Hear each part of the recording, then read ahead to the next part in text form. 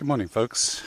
This is the third in my series of Rideau Canal explorations.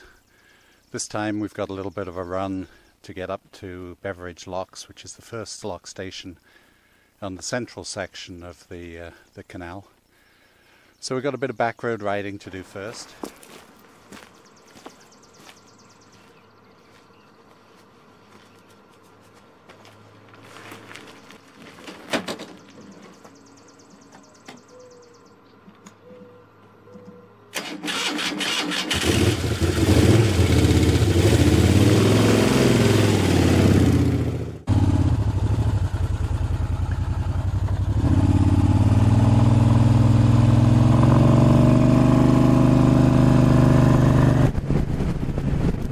On the cool side today. And what's this? Traffic? Wow.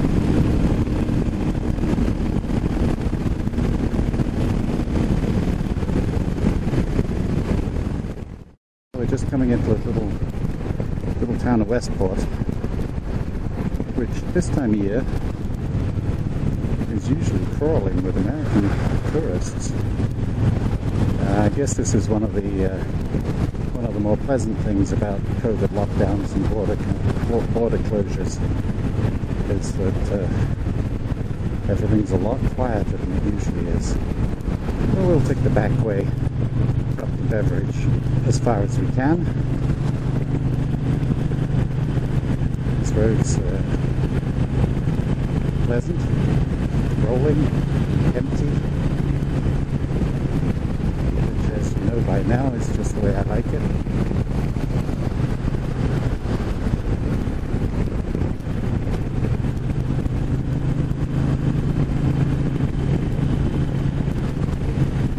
There's nothing spectacular or particularly scenic about this countryside. Well, a couple of geese. I wonder what they're going to do.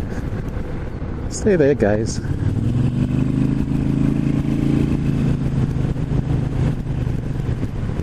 I don't know. I get a little pleasure from riding these back roads.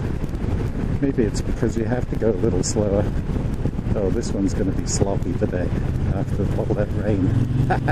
I should have thought of that. Okay. Rather than inflict too much slop on the bike, I'm going to turn around and go the other way.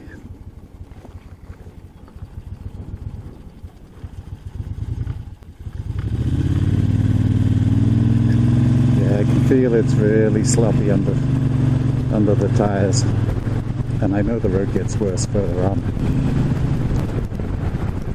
It's wonderful how green everything is at the moment. All the fresh grass coming up through the meadows and people's lawns. It really makes the world look nice. I wonder if they've paved Lally Road all the way through now. It didn't used to be paved. Just be hard sand. I guess we'll find out. Cool. Oh God, look at this. New surface. They call them grey rat snakes now. They always used to be black rat snakes. I guess grey is the more technically appropriate name. Anyway, they're lovely snakes. They grow 5 to 6 feet long sometimes in this area. And they'll come out and rest on the warm tarmac, and unfortunately they get run over by people that are either too unobservant or too ignorant to pay any attention, or think they're doing the world a service by killing snakes, which is a mind-boggling attitude. But unfortunately there are all sorts. I'm not sure the term "it takes all sorts" really applies here. I could do without a lot of different kinds of people.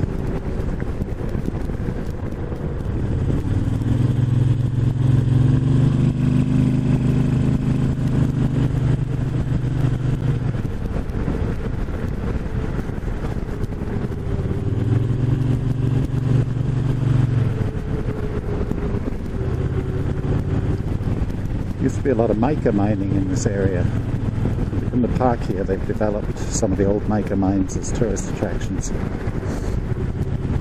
there's some trails into the old mines and you can go exploring. They don't go very deep, but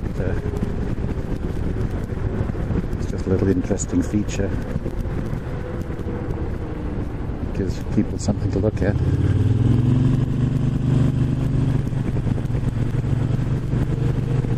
Mica, what was it used for? It was used as a lubricant. It was used for the fronts in wood stoves. You know, those panels that are sort of see-through but not quite. Those are usually mica. And a whole host of other uses. Usable, valuable stuff. Certainly worthwhile people expending the effort to dig it out of the ground around here.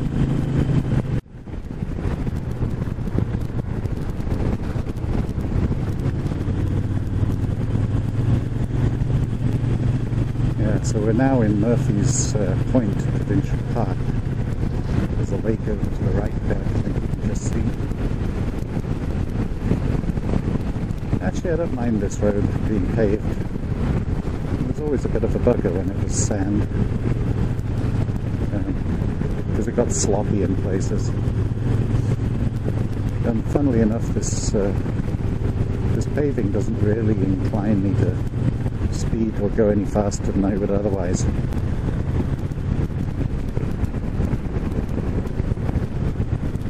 Holy shit, that was on the road, like a dog.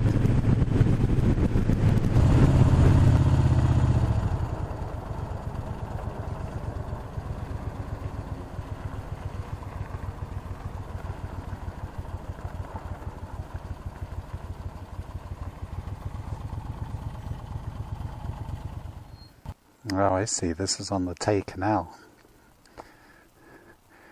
Le Tay Canal. There's the river. There's Perth. And we're here. And this is the main route of the Rideau Canal.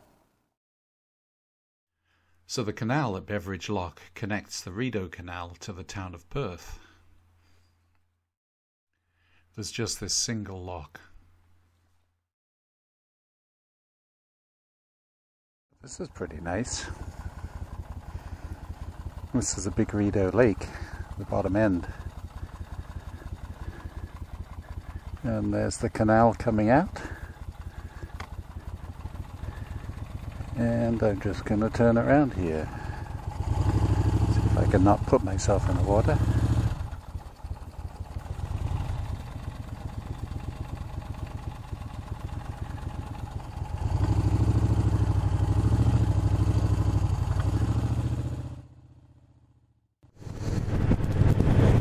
I've always thought of Smiths Falls as a rather dismal place. You know, this railway museum looks like it's full of ambition, but I don't know. It doesn't draw me in for sure. And it always has a slightly down at heel feel. It lost the Hershey plant, which was the main, or one of the main employers in town a while back, and it's only recently been replaced with what's now the one of the largest marijuana growing operations in the province.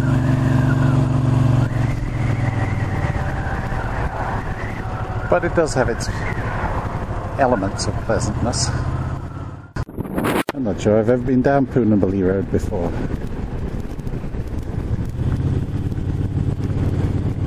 I kind of like it. This end of it, the back end of it, is pretty suburban. This is rather nice. Nice farm, swampy river. Oh, and a big dam. Let's see what happens here. That looks maybe a walkway on the other side there.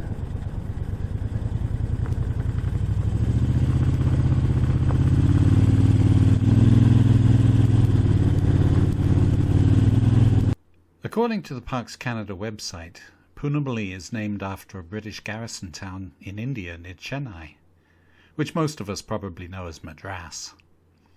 It's hard to imagine there could be many similarities, But the cedars in the area reminded one military man of the Indian settlement, so that's how it got its name.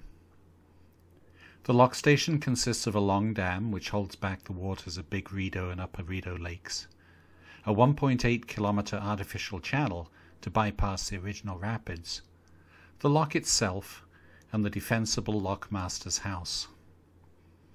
I had a very pleasant walk around, very much improved by meeting a couple of dogs and their owners.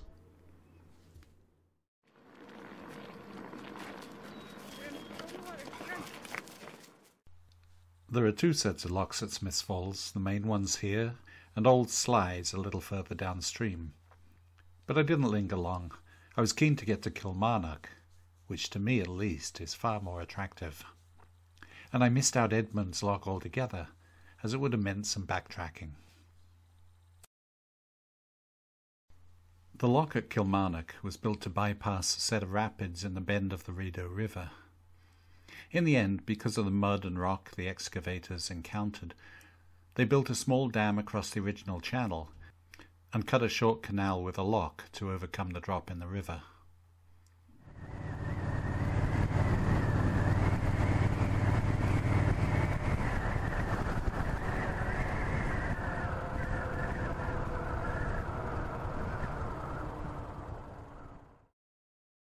It's a quiet place, and one of the more scenic lock stations, with a lovely wooden swing bridge and the defensible lockmaster's house on the rise overlooking the water.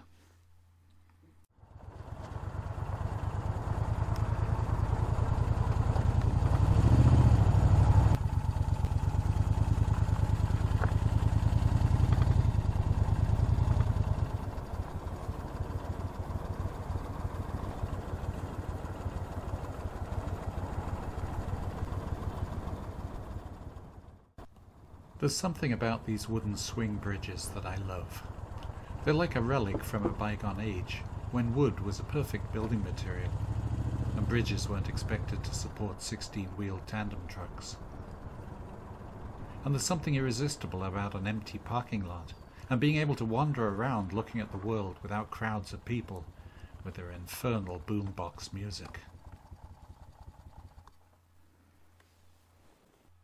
If you've made it this far, I don't imagine you'll mind a bit of spam for my books. They're a good read in digital and paperback formats, and perhaps even better as self-narrated audiobooks. All are available through Amazon. Just search for Nick Adams Motorcycle, or something like that.